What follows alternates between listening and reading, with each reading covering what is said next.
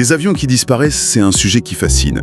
En général, on finit par trouver quelque chose, une épave, des débris. Oui, on a une boîte noire, on analyse les derniers appels, on a une explication, même tragique. Exactement.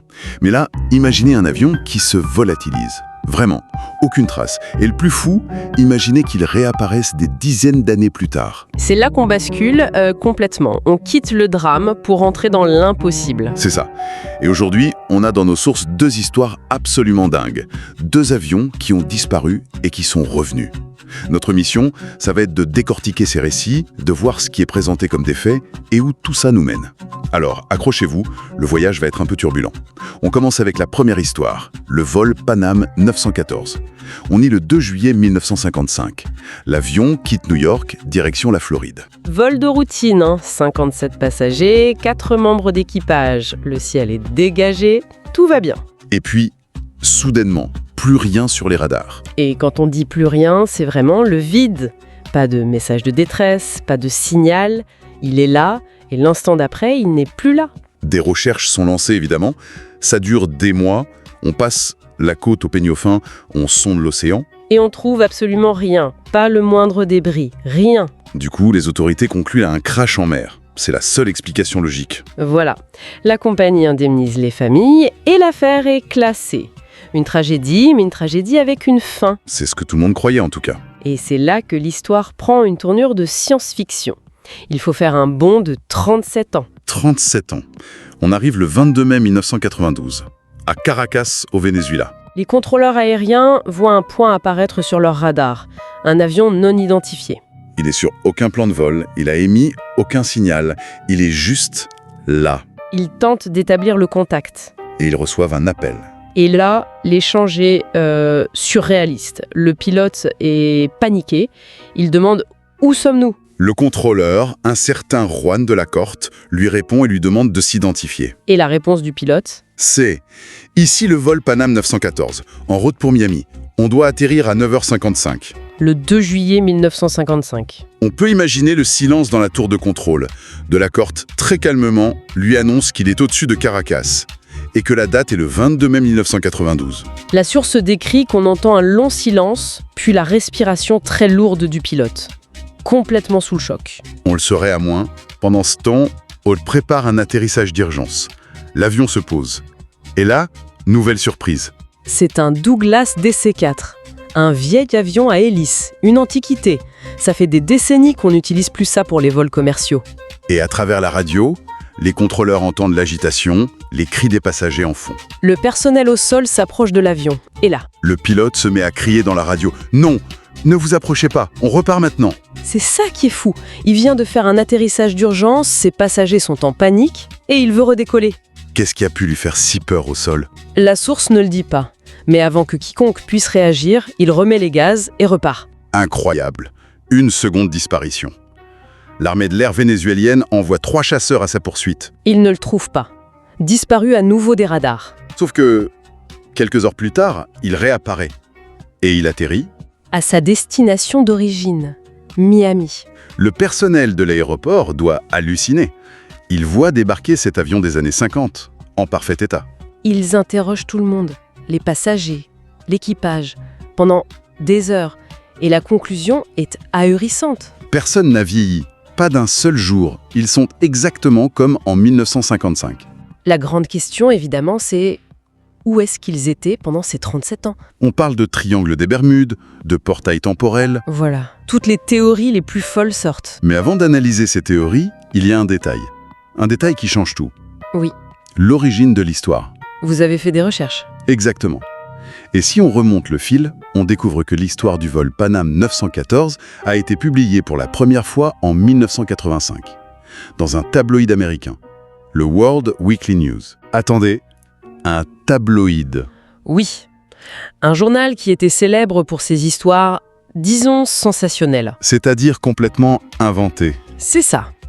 Des articles sur des bébés extraterrestres qui conseillent le président, ce genre de choses. Donc, toute l'histoire, Juan de la Corte, les avions de chasse, les passagers qui n'ont pas vieilli. Tout a été inventé par ce journal.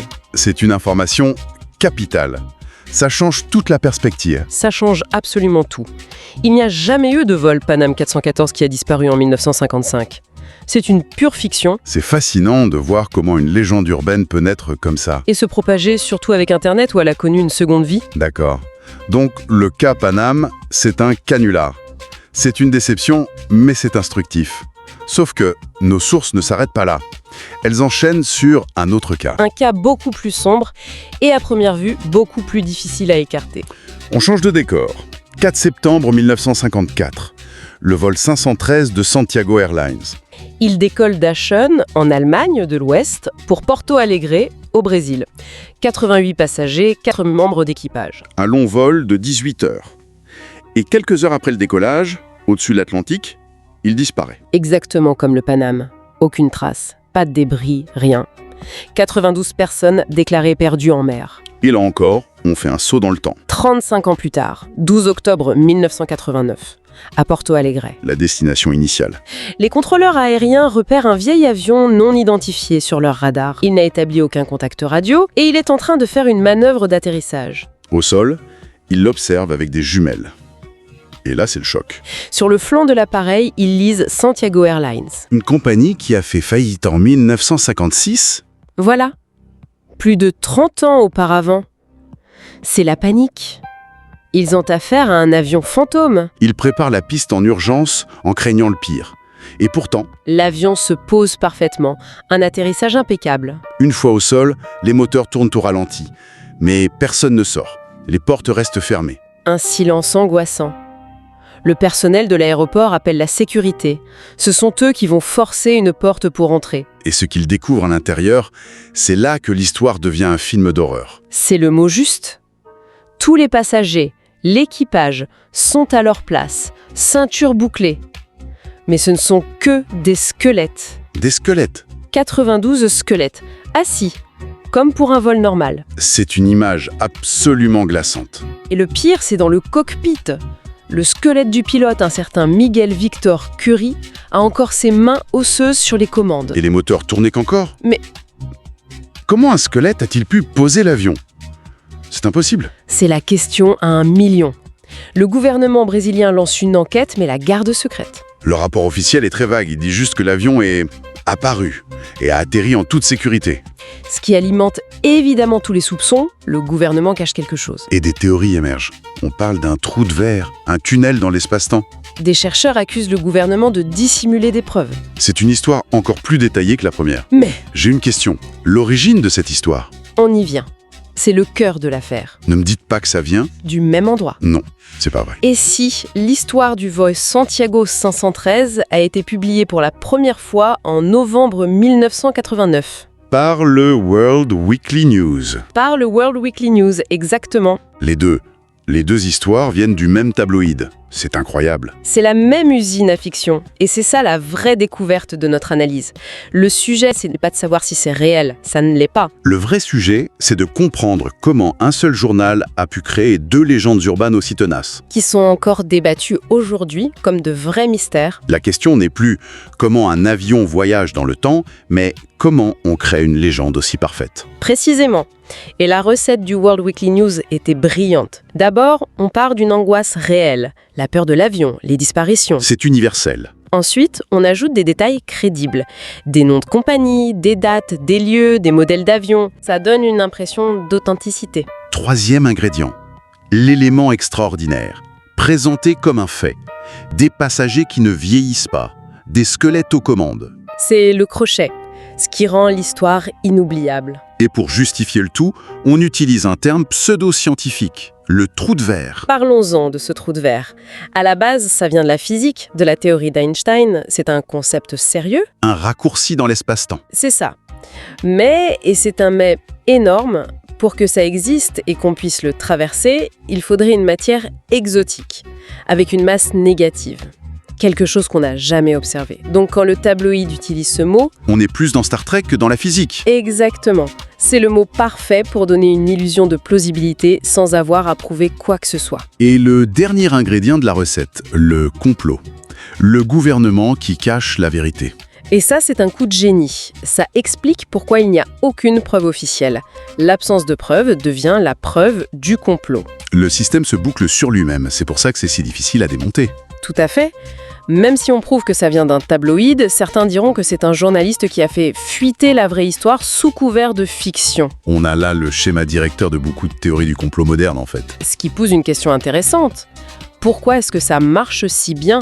Pourquoi on a envie d'y croire? Peut-être parce que ça rend le monde plus mystérieux, plus excitant. Oui, l'idée qu'un portail temporel puisse s'ouvrir dans le ciel, c'est terrifiant, mais c'est aussi fascinant. C'est une échappatoire, c'est vrai. Une vraie disparition, comme le vol MH370, c'est juste un vide angoissant. Il n'y a pas d'histoire, alors qu'une histoire de squelette qui pose un avion, c'est horrible, mais au moins c'est un récit. Ça donne une forme au chaos. C'est une excellente façon de le dire. Ça transforme une angoisse en un mystère narratif.